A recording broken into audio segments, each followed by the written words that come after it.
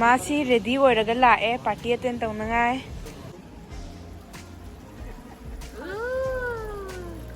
Oliver ꯏꯍꯟꯕ ꯌꯥꯗꯦ ꯇꯧꯒꯅꯣ ꯇꯧꯍꯣꯏꯗꯤ ꯐꯨꯟꯅꯤꯌꯦ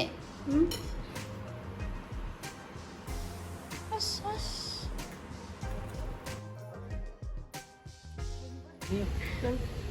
जिंदगी में तो पहली बार कोई प्राइज दे रहा है मैंने बच्चा मोमोक मैम से येंगो चेंज तौबगीनी मसिंग थीसे 1 2 3 4 5 6 7 8 सिसम तौबियो अमता 9 10 11 12 13 14 15 16 17 18 19 20 21 22 23 24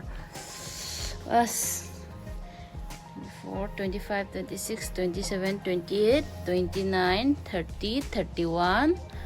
32 33 34 35 36 37 38 39 40 41 42 43 44 45 46 47 48 49 50 51 51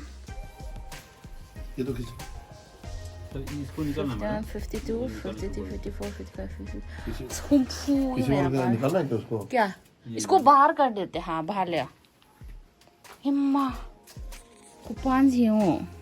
सोमना कंदे नहीं ना फजे तो कांदा दे पता नहीं नुकसान ये है लगने वाला देखो कितना निकालना है उसको पूछ रहे हो ma'am ngasi dia koi Sambalpur da chattori sina koi gari manung chajari changa makpagi sina moi gi desi gai gi dut na semba coffee series na yum na semba kana ere koi gi morok mayam sing tu morok ka yubi ga na chole yum na semine sise tam haubane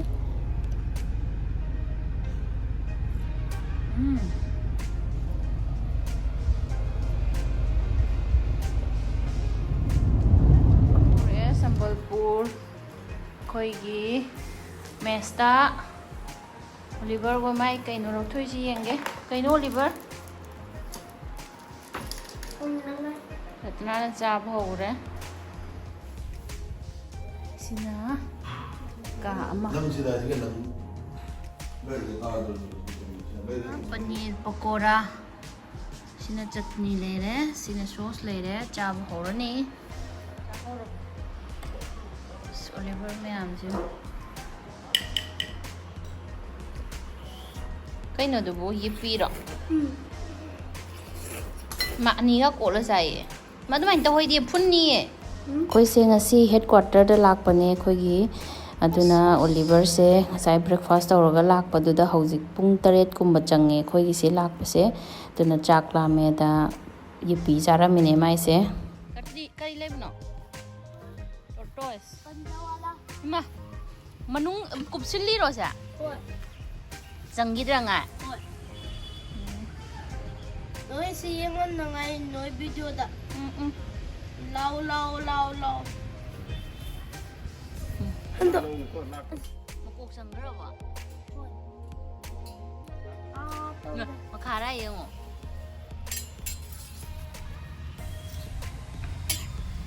आना नहीं सुनो बा यो मखारा यो साउरे इबो साउरे असाबने कोई से memento लेबे लाइने होरेन gift पीनबा दुगा रत्नागी मागी मनागी सनागी जो नपछिल्लगा लोइना लेरबको अदुदना मागी इयरिंग मचा अमा सिंदोकपा अदुदुगिनी तौरिसे वाह बाप ने क्या सरप्राइज दिया कोई सिंगसी नुमिदांग से डाइन आउट पार्टी में लइए कोई ये सीनियर की दुगी ने सेमी से ngasi si party chatoine to gi khama ma se luilamini gi se सारी सेट बसी याम दी है नते दुबु होटनरीने कमाइना ꯁꯦꯠꯀꯦꯅ ꯑꯩꯈꯣꯏ ꯏꯁꯥꯒꯤ ꯁꯦꯠꯄ ꯏꯅꯥꯠꯀꯤꯗꯤ ꯅꯠꯇꯕꯅꯤꯅ ꯈꯔ ꯌꯥꯔꯦ ꯌꯥꯔꯕ ꯃꯥꯁꯤ ꯔꯦꯗꯤ ꯑꯣꯏꯔꯒ ꯂꯥꯛꯑꯦ party attend ꯇꯧꯅꯉꯥꯏ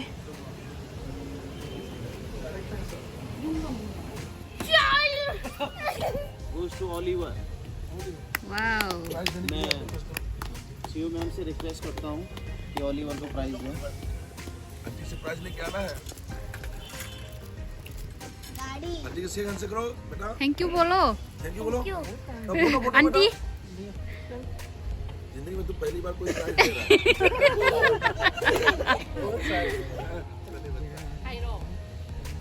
second full house again goes to CO ma'am. तो ऐसे मैम से रिक्वेस्ट करता हूँ कि आपस में जो है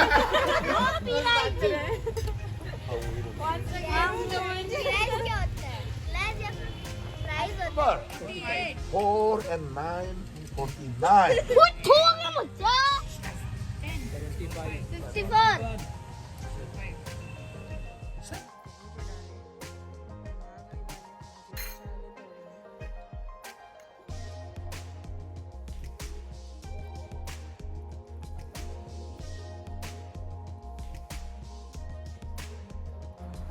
ꯆꯥꯎꯋꯦ ꯃꯍꯤ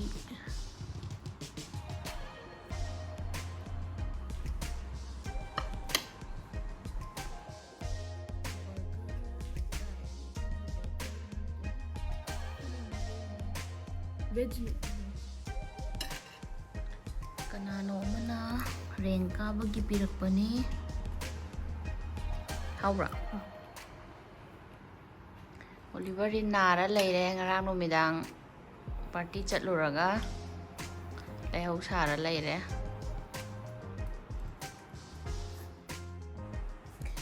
ꯑꯣꯂꯤꯚꯔꯁꯦ ꯉꯔꯥꯡ ꯉꯁꯥꯏ ꯑꯌꯨꯛꯇꯒꯤ ꯐꯤꯚꯔ ꯌꯥꯝ ꯇꯧꯋꯦ ꯑꯗꯨꯒ ꯍꯧꯖꯤꯛꯄꯨꯗꯤ ꯈꯤꯇꯪ ꯍꯟꯊꯔꯦ ꯑꯗꯨꯅ ꯃꯥꯁꯦ ꯁꯥꯟꯅꯔꯒꯗ ꯂꯩꯕꯅꯤꯅ ꯃꯥꯁꯦ ꯍꯤꯞꯄꯒ ꯂꯩꯕꯁꯦ ꯃꯥ ꯍꯩꯅꯗ꯭ꯔꯦ ꯑꯗꯨꯅ ꯗꯥꯒꯤ ꯑꯣꯐꯤꯁꯇ ꯆꯠꯂꯨꯁꯦꯅ ꯇꯧ ꯂꯩꯔꯦ ꯃꯥ ꯑꯗꯨꯅ ꯉꯥꯛꯇꯪ ꯄꯨꯕꯤꯔꯒ ꯌꯦꯡꯉꯨꯒꯦ ꯍꯧꯖꯤꯛꯄꯨꯗꯤ ꯈꯤꯇꯪ ꯍꯟꯊꯔꯦ ꯅꯥꯔꯕꯣ ꯃꯈꯅꯥꯎꯗꯣ ꯑꯁꯥꯕꯗꯣ ꯆꯥꯎꯋꯣ ꯐꯅꯉꯥꯏ ꯑꯃꯨꯛꯇꯪ ꯍꯨꯞꯄꯣ ꯌꯦꯡꯒꯦ ꯈꯤꯆ꯭ꯔꯤ ꯑꯃꯨꯛꯇꯪ ꯍꯨꯞꯄꯣ ꯌꯦꯡꯒꯦ napang juga ꯆꯥꯗ꯭ꯔꯗꯤ ꯍꯤꯗꯥꯛ ꯊꯛꯄ ꯌꯥꯔꯣꯏ ꯆꯥꯁꯤꯜꯂꯣ ꯍꯨꯞꯄꯣ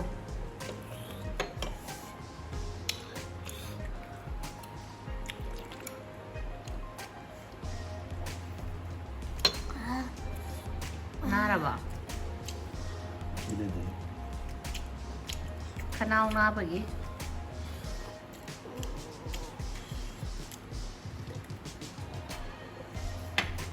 ꯑꯩꯈꯣꯏ ꯕꯕꯥꯒꯤ ꯍꯦꯗ ꯀ꯭ꯋꯥꯔꯇꯔꯅꯦ ꯑꯣꯂꯤꯚꯔ ꯅꯥꯔ ꯆꯠꯈ꯭ꯔꯦ ꯑꯗꯨꯒ ꯑꯁꯤꯁꯤ ꯎꯔꯤꯁꯤꯅ ꯑꯣꯐꯤꯁꯅꯦ ꯅꯨꯃꯤꯗꯥꯡ ꯋꯥꯏꯔꯝꯁꯦ ꯁꯨꯝ ꯋꯥꯛꯀꯤꯡ ꯆꯠꯄ ꯁꯥꯟꯅꯔꯤꯅꯤ ꯀꯥꯗ ꯁꯨꯝ ꯂꯩꯕꯁꯦ ꯕꯣꯔ ꯆꯨꯔꯦꯅ ꯑꯣꯂꯤꯚꯔꯁꯤ ꯅꯤꯡꯉꯥꯏ ꯇꯧꯔꯤꯝ ꯂꯣꯏꯔꯦ ꯊꯪꯅꯕꯁꯤꯗ ꯃꯣꯜ ꯃꯆꯥ ꯑꯃ ꯂꯩꯌꯦ ꯁꯥꯟꯅꯐꯝ ꯂꯩꯕ ꯑꯗꯨꯒ ꯑꯗꯨꯗ ꯆꯠꯂꯨꯁꯦꯅ ꯇꯥꯏꯝ ꯄꯥꯁ ꯇꯧ ꯂꯥꯛꯏꯅꯦ ꯑꯣꯂꯤꯚꯔꯁꯦ ꯑꯌꯨꯛꯇ ꯐꯤꯚꯔ ꯇꯧꯏ ꯑꯗꯨꯅ ꯃꯥꯁꯦ ꯉꯥꯛꯇꯪ ꯀꯣꯏꯊꯣꯛꯎꯁꯦꯅ ꯂꯥꯛꯄꯅꯤ ꯑꯩꯈꯣꯏ ꯍꯦꯗ ꯀ꯭ꯋꯥꯔꯇꯔ ꯃꯅꯥꯛꯇ ꯂꯩꯕꯅꯦ ꯑꯗꯨꯒꯤ ꯑꯣꯂꯤꯚꯔꯁꯤ ꯅꯤꯡꯉꯥꯏ ꯇꯧꯃꯟꯗꯅ ꯂꯥꯛꯄꯅꯦ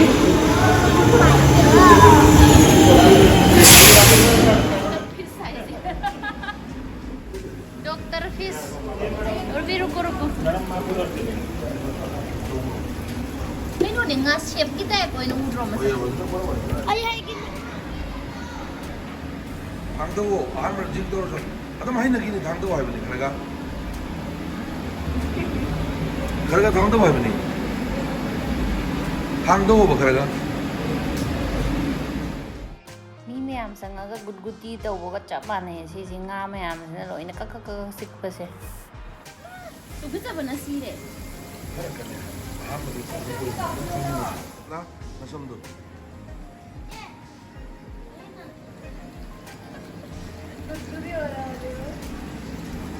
아도 똥산을 계속 가는데 마음에 당도 그럼 한 거요 거기네요 ay ang amo ka tutor pa rin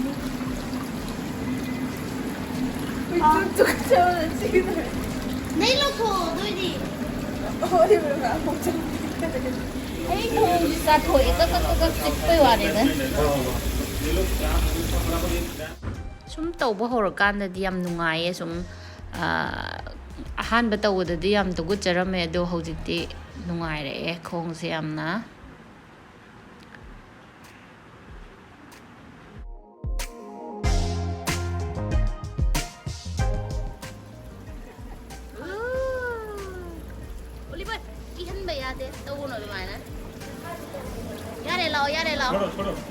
यारे लाओ मीने सावरानी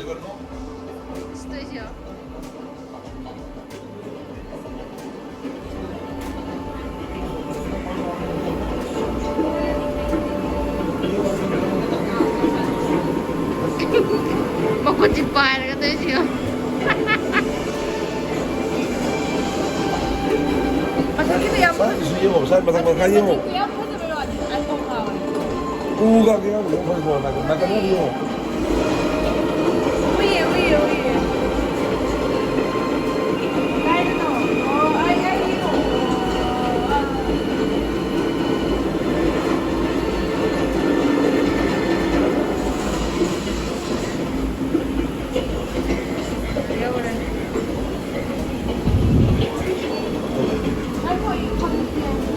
Vamos ya.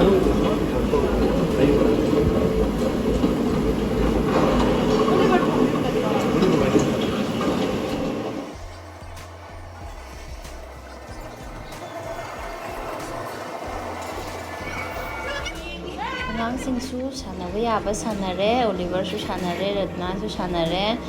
ꯑꯗꯨꯅ ꯉꯁꯤꯒꯤ ꯑꯣꯏꯅꯗꯤ ꯃꯇꯥꯡ ꯑꯁꯤꯗ ꯚꯤꯗꯤꯑꯣꯁꯤ ꯂꯣꯏꯁꯤꯟꯖꯔꯒꯦ ꯃꯊꯪꯒꯤ ꯚꯤꯗꯤꯑꯣꯗ ꯑꯃꯨꯛ ꯊꯦꯡꯅꯔꯁꯤ ꯑꯩꯈꯣꯏ ꯑꯣꯔꯤꯁꯥꯒꯤ ꯃꯐꯝ ꯁꯝꯕꯜꯄꯨꯔ ꯍꯥꯏꯔꯤꯕꯗꯨꯗ ꯅꯣꯡ ꯅꯤꯅꯤ ꯂꯩꯈꯤꯅꯤ ꯑꯗꯨꯒ ꯑꯩꯈꯣꯏꯒꯤ ꯁ꯭ꯋꯥꯏꯁꯤꯗ ꯀꯣꯏꯕ ꯌꯥꯕ ꯌꯦꯡꯕ ꯌꯥꯕ ꯃꯐꯝ ꯈꯔ ꯂꯩ ꯍꯥꯏꯌꯦ ꯑꯗꯨ ꯌꯦꯡꯕꯗ ꯚꯤꯗꯤꯑꯣ ꯅꯝꯃꯒ ꯊꯥꯒꯠꯆꯔꯛꯀꯦ ꯃꯌꯥꯝ ꯌꯦꯡꯃꯤꯟꯅꯁꯤ ꯑꯩꯅ ꯚꯤꯗꯤꯑꯣ ꯅꯝꯃꯒ ꯊꯥꯒꯠꯆꯔꯛꯀꯦ ꯉꯁꯤꯒꯤ ꯑꯣꯏꯅꯗꯤ ꯃꯇꯥꯡ ꯑꯁꯤꯗ ꯂꯣꯏꯁꯤꯟꯖꯔꯒꯦ ꯃꯌꯥꯝ ꯑꯃꯨꯛꯀ ꯍꯟꯅ ꯑꯣꯂꯤꯕꯤꯌꯥꯅ ꯈꯨꯔꯨꯝꯖꯔꯤ ꯕꯥꯏ